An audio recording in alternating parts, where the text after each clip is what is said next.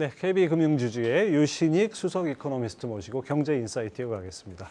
어서 오십시오. 네, 반갑습니다. 저는 2주 전에 유 박사님 하신 말씀이 기억이 납니다. 아, 네. 그때 시장에 아주 낙관적인 분위기가 팽배했을 때 오히려 네. 낙관론 경계해야 된다. 상당히 어떻게 보면 좀 조심해야 된다 이런 말씀을 예. 강조를 하셨는데 지난 2주 만에 그렇게 변해버렸어요. 네. 그리고 특히 이제 미국의 1월 PC 개인 소비 지출이 전년 대비 5.4%, 전월비 0.6%. 네. 이거 시장 예상을 다 뛰어넘지 않았습니까? 예. 이 상승 배경 뭐라고 보십니까? 사실 그동안의 통화 정책 때문에 달러가 강세를 보여왔었고 이 달러 강세 때문에 미국의 수입 물가, 그러니까 제품을 만드는 수입 물가 관련되는 원재료나 이런 것들은 상당히 많이 빠지고 있습니다. 계속 빠지고 있고요. 파월 의장도 그것을 보고서 디스인플레이션이 진행되고 있다라고는 얘기는 했지만 중요한 건 서비스 쪽은 모른다라는 게 파월 의장의 추정인 것 같고요. 그러니까 왜냐하면은 이제 서비스 쪽 같은 경우는 주택 쪽도 있고 그다음에 레저, 그다음에 그 의료, 그 외에도 전문 서비스 업이라는 것이 있는데 이게 뭐냐면은 기업들이 활동하는데 보조적으로 여러 가지 지원을 해주거나 서비스 활동, 회계 처리, 여러 가지 이제 뭐 법률, 환경 회계, 처리, IT, 환경 뭐 이런 거 전부 다 포함되겠죠? 들어가는 겁니다. 근데 그 활동들이 고용 지표를 놓고 봤을 때 너무나 괜찮다라는 겁니다. 그 활동들이 계속 이어진다는 것은 기업 활동이 어느 정도 계속 유지가 되고 있다라는 측면이 있고 그래서 그런 서비스 부문에 대한 가격들은 파월도 연준도 사실은 예측하지 못한 상태에서 이번에 PC 반등을 이끌었던 주된 요인이 됐다. 뭐 이렇게 보여집니다. 예, 지금 앞서 말씀하신 대로 부문별로 보면 제조업은 상품 상승률은 4.17%인데 서비스업은 5.7%예요. 그리고 이 서비스 물가가 참 이 걱정인데 이게 안 잡히는 이유가 뭡니까? 그러니까 외부에서 들어오는 그 수입 환산 가격은 달러 강세 때문에 잡을 수가 있습니다. 근데 내부에서는 서비스가 안 잡히는 거는 기본적으로 돈이 너무 많습니다. 아직도. 네, 너무 많습니다. 가계 총소득이 이번에도 거의 전년비 6% 정도 늘었는데요.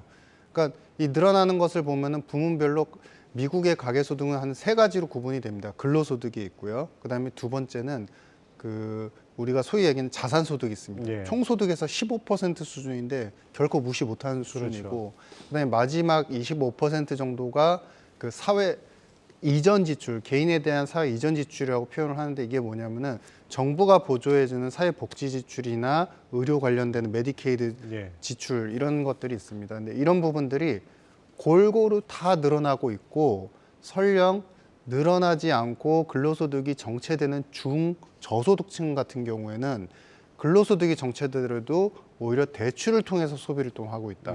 크레딧까지 같이 늘고 있기 때문에 이렇게 금리가 높아져도 그렇습니까? 맞습니다. 네. 그러니까 금리가 높은 상태이지만 돈이 부족한 상태는 아니기 때문에 상업은행들은 대출을 올 연초만 하더라도 전년비 거의 10% 가까이 늘어난, 그러니까 오히려 돈을 계속 쓰게 만드는 그런 구조로 진행이 되고 있다라고 보여집니다. 자, 파월 의장이 이달 초에 뭐 이제 디스인플레이션을 언급한 게 엊그제 같은데 그 이후에 나온 지표들, 고용 지표, CPI 지표, 그다음에 PC까지 1월 지표는 전부 다 아주 화끈합니다. 그냥 이러다 보니까 지난 금요일 미국 시장 충격파가 상당히 컸죠. 그런 점에서 이 고물가가 장기화될 것이다 이런 우려가 상당히 부각되는 것 같습니다. 이거 어떻게 보셨습니까? 일단 첫 번째 포인트는 그동안에 여러 가지 이제 설왕설래는 있지만 이번을 계기로 파월 의장은 시장 신뢰성을 완전히 잃을 것이다. 또 오파라는 거의 이제는 이제 그 전에는 그래도 좀 잃었지만 어느 정도 회복할 수 있을 거야라는 가능성이 있었지만 이번 계기로 완전히 잃을 것이다라고 예상을 합니다. 통화 정책의 속도 측면에서 그리고 예측성 측면에서 두 가지 잃었던 거는 그래도 우리가 공급 충격이기 때문에 이해할 수 있었지만 중앙 총재로서 디스인플레이션을 외쳤는데 다시 이제 총 물가가 올라갔다는 거죠. 그러니까 여기에서 신뢰성이 저하가 되고 잃었다라는 표현은 뭐냐면 두 가지를 의미합니다. 첫 번째는 파월 의장은 디스인플레이션을 왜 외쳤을까? 결국에 시장 금리하고 미국의 국채 시장을 안정화시키고 싶은 의지가 있는 겁니다. 여기서 긴축을 더해서 경기가 망가지는 것을 그가 기본적으로 원하지 않는다라는 스탠스가 깔려 있었던 것이고요. 그런데도 불구하고 PC가 올랐으니까 이제 파월의 그리고 연준의 고민은 굉장히 강화될 것이다. 그래서 당연히 이제 페드와치에서 예상하기로는 이제 기준금리가 5.5까지 올라갈 수 있다라는 이제 부분들이 이제 경고가 되고 있지만 사실 물가의 예상 상승 속도를 놓고만 본다면 사실은 5.5까지 갈 수도 있을 것 같습니다. 네. 그런데 이 이상은 무리다. 그러니까 5.5도 쉽게 갈 수준은 아니라고 보여집니다. 굉장히 고민을 할 수밖에 없는 수준이고 그 이유는 본질적으로 미국 부채 문제가 많고 예산에 대해서 또다시 부채를 끌어서 돈을 써야 되는 측면이 네. 있고 그럴 때 금리가 너무 높아버리면 작년도처럼 또다시 국채를 갖다가 다른 국가들이 던지는 매도하는 사태가 나타날 수 있습니다. 그래서 그것을 막아야 되고 마지막 세 번째는 굉장히 중요한 요소인데요. 2024년도에 지금 대선이 있습니다. 그래서 그렇죠. 바이든은 현 상태에서 경기라도 괜찮게 마무리를 져야 되는 숙제가 있고 트럼프는 여기에 대해서 강한 공격을 할 것이기 때문에 지금 5.5 이상을 좀 바라보기는 현실적으로는 좀 힘들 수도 있다 이렇게 보여집니다. 네. 근데 어쨌든 간에 디스인플레이션 얘기한 지 한 달도 안 돼가지고 지금 다른 결과가 계속해서 나오지 않습니까? 지금 앞서 말씀하신 페드와치가 3월 FOMC에서 기준금리를 50% 인상할 가능성이 27%다. 뭐 이렇게까지 나왔어요. 이럴 가능성이 그러니까 그동안 25bp로 오히려 이제 속도 조절을 했는데 다시 또 거꾸로 갈 가능성 이거 어느 정도로 보십니까? 일단은 존재합니다. 일단 존재를 하고 다만 이제 지금 이제 거의 이번에 이제 4.75까지 와 있는 상태이고 우리가 터미널 레이트를 이제 5.25 혹은 5.5라고 본다면 연준 입장에서도 조심스러울 수밖에 없을 네. 거예요. 왜냐하면 1월에 소매 판매가 좋았고 1월에 나왔던 PC가 좋고 CPI가 좋지만 이게 또 우리가 하나 관찰할 사항은 있습니다. 작년도 연말에 11월, 12월에 오히려 연말 소비 시즌인데 불구하고 물가가 안 오르고 구매력이 떨어졌습니다. 그렇죠. 그때는 많이 사지 뭐 않았습니다. 블랙 프라이데이 때 뭐 크게 예, 별 안 효과가 나타났다 없었습니다. 이런 얘기 예. 있었잖아요. 근데 네. 그런 것들이 사실 저는 이제 재정 쪽에 조금 이유가 있다라고 보여지는데 작년 연말로 가면서 재정 지출도 줄고 이제 개인들한테 주는 이전 소득이라는 부분 마지막 세 번째 총소득에서 이전 소득이 연말로 가면서 서서히 줄어들었어요. 예. 그러다 보니 이제 가계가 이제 소비를 하려는 이제 욕구 자체가 좀 줄어들었다. 그러면서 그것이 2월 되어서 1월 달에 나타났을 가능성도 배제를 못하기 때문에 일부 연준 위원들이 강하게 이제 굉장히 매파적으로 50pp 당상해야 돼라고 얘기하는 것처럼 그렇게 나머지 위원들까지도 동요되지는 않을 수도 있다. 왜냐하면 네. 한 번의 반등을 한 번에 50pp를 써버리면 또다시 경기에 대해서 또다시 이제 위축이 된다, 예. 침체된다라는 리스크가 또 크게 나타날 수 있기 때문에 저는 이제 개인적으로 판단할 때는 이제 좀 서서히 25씩 가면서 어느 정도 판단하지 않을까라고 생각합니다. 아니 근데 뭐 우리가 흔히 얘기하듯이 경기가 좀 죽어야 지금 인플레가 잡히지 않을까요? 그런 측면에서는 오히려 그럴 필요성도 있지 않을까요? 경기가 죽어야지 인플레가 잡힌다. 근데 만약에 이 질문은 사실 경기가 죽어야 인플레가 잡힐 거다. 그럴 거면 진작에 죽였을 겁니다. 이제 아니, 죽이려고 많이 올렸지 않습니까? 근데 중요한 거는 뭐냐면 올리는 방식에 대한 문제인데요. 저는 이게 강한 긴축이라고 생각하지 않습니다. 금리가 빠르게 오른 것은 인정하지만 모두 다 인지할 수 있게 예상 범위 내에서 계속 차곡차곡 그 예상 범위를 뚫고서 굉장히 강하게 오른 것이 아니라 항상 예상 수준 내에서 올렸었고요. 두 번째는 뭐냐면 통화 정책 측면도 있지만 재정 정책 측면에서 작년도에 바이든 정부는 계속적인 지출을 약속대로 이행을 그렇죠. 해줬습니다. 예. 그러니까 이 이야기인즉슨 정부와 통화 정책을 다 한꺼번에 합쳐놓고 본다면 경기를 죽이면서라도 인플레를 잡겠다는 의지는 그렇게 사실 커 보이진 않는다.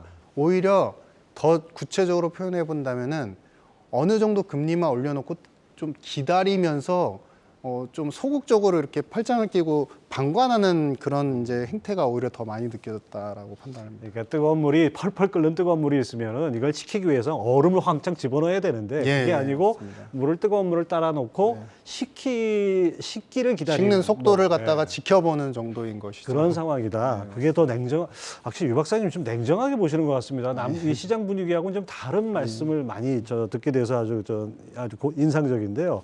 자, 그다음에 이제 유 박사님이 또 미국의 그 예상의 경기 호조에도 불구하고 일부 은행의 소비자 신용카드 연체율이 6.8%를 기록한 점을 주목하셨어요. 이거 어떤 의미입니까? 이게 이제 미국 상업은행들을 100개 은행을 제한 101개 이하의 은행들에서 나가는 신용카드 대출 연체율이 있는데요.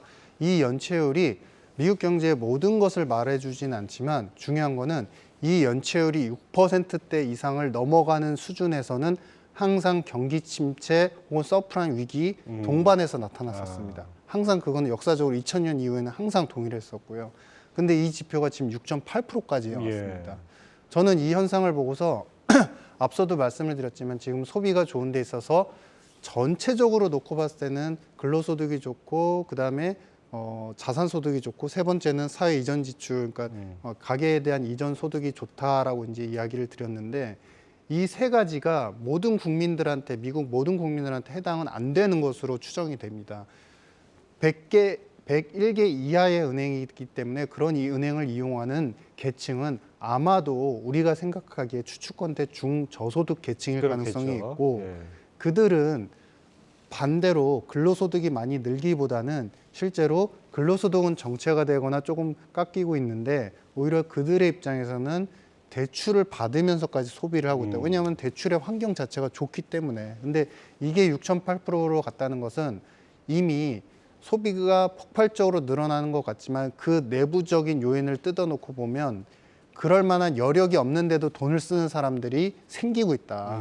이게 일종의 소비 과열과 균열을 좀 의미하지 않느냐라고 생각을 하고 있습니다. 사실 뭐 그 소비가 늘어난다는 측면에서는 그동안 1년 동안 워낙 인플레가 높았기 때문에 물가가 많이 올랐기 때문에 늘어나는 측면도 있지 않을까요? 그런 측면도 좀 감안해서 봐야 되지 않을까 싶기도 한데요. 그 부분은 이제 그래서 우리가 소위 얘기할 때 이제 가격이 늘어난 부분까지 포함하면 금액이 높게 잡히기 예. 때문에 이번에 1월에 나온 소매 판매에 대해서도 명목 금액은 전년비 몇 프로 늘었습니다. 이렇게 표현을 했지만 그래서 저는 그것을 CPI로 실질 소매로 이제 실질화돼서 이제 판단을 해봤는데요. 그 금액은 실질 소매 판매 금액은 사실 그 전년비 기준으로 봤을 때 마이너스 0.3 정도에 불과했습니다. 그러니까 우리가 차트로 이제 그림의 어떤 형태로 잠깐 이제 생각을 해보시면 실질 소매 판매의 증가 패턴은 급등을 작년도까지 급등을 한 이후에 작년 하반기부터 지그재그하고 있는 형태입니다. 그러니까 이게 명목 판매로는 어쨌든 유지를 해야 되니까 가게는 비싸도 산다라는 예. 의미에서 계속 늘어나는 것 같지만 실질로 보면은 이제는 좀 목에 차서 더 이상 물량, 예를 들어서 우유를 갖다가 예전에 하나를 샀는데 금액이 가격이 올라서 이 우유를 산 금액이 높아 보이지만 예. 우유 하나만 계속 유지하고 있는 정도인 것이다라고 보여집니다. 예, 그렇군요. 그럼 결과적으로 뭐 이 연체율 높아지고 물량이 늘지 않는다 얘기는 그 우리가 겉으로 보이는 소비 측면에 아주 뜨겁다는 것의 이면에는 꼭 그렇지 않은 측면도 있어 보이네요. 근데 뭐 노랜딩 얘기도 나오고 막 이러지 않습니까? 이거하고 어떻게 비교를 해야 될까요? 그러니까 과연 저는 이제 이게 시점의 문제라고 생각합니다. 그러니까 작년도 초반에 금리 인상이 가파르게 진행이 될 때 모두 다 금리 인상과 그다음에 두 번째 장단기 금리차 역전을 보고서 그것이 적어도 1년 후 혹은 빠르면 6개월 이후에는 미국 경제가 본격적인 침체로 들어갈 것이다라고 판단을 했었는데 지금 시계상으로 놓고 보면은 작년 연말 그리고 지금 연초까지 기다려봤는데 침체라고 보이는 징후는 별로 안 보였습니다. 물론 ISM이나 기업 투자 부분은 어느 정도 많이 깎여 나가는 모습을 봤지만 가장 중요한 소비가 안 꺾였기 때문에 예. 그래서 노 랜딩, 즉 이게 사실은 용어가 경제적으로는 있지는 않지만 착륙 없이 그냥 계속 순항을 할 것이다. 근데 저는 이 시점에서 우리가 주의할 부분이 있다고 보여집니다. 사람의 시계와 경제 참여자들이 모두 다 합쳐서 만들어지는 그런 경제 현상의 시계는 다릅니다. 예. 즉 우리는 지금 현 시점에서 그리고 적어도 작년 하반기쯤에서 침체가 올 것이다 그래서 예상을 했는데 빗나갔기 때문에 노랜딩이라고 얘기하지만 중요한 건 지금부터가 위험할 수 있다. 그렇죠. 미국 경제가 이렇게 과열 소비 양상, 그러니까 소비가 좋은 거는 당연히 괜찮습니다. 미국 경제에 도움이 되는 겁니다. 그런데 소비가 지나치게 모든 경제를 이끌어갈 때는 소비 버블이 일어날 수 있다는 거죠. 그 버블은 중요하게 이제 우리가 표현을 해보면 여기서 한 가지 말씀을 드리면 합리적 역선택이라는 표현을 하고 싶습니다. 이게 뭐냐면 간단히 얘기하면은 소비자들 입장에서 자기는 소득이 계속 늘어날 걸로 예상을 했고 지금까지도 침체 없이 계속 늘어났으니까 계속 돈을 쓰면서 앞으로도 늘어날 거라면서 돈을 쓰기 시작한다는 겁니다. 근데 심지어 돈이 안 늘어날 사람들도 돈을 쓰기 시작한다는 예. 겁니다. 근데 어떤 일정 구간이 지나고 나면은 아, 내가 이렇게 소비 여력이 좋은 상태가 아니었구나 하면서 부랴부랴 이제 상환을 하거나 이제 소비를 확 이제 걷어들이는 그런 현상이 나타나는데 그런 신호 중에 하나가 대표적으로 저축률 증가인데 예. 최근 들어서 저축률이 4.9%까지 다시 늘어나고 있습니다. 작년도까지만 해도 2%대였던 것이 예.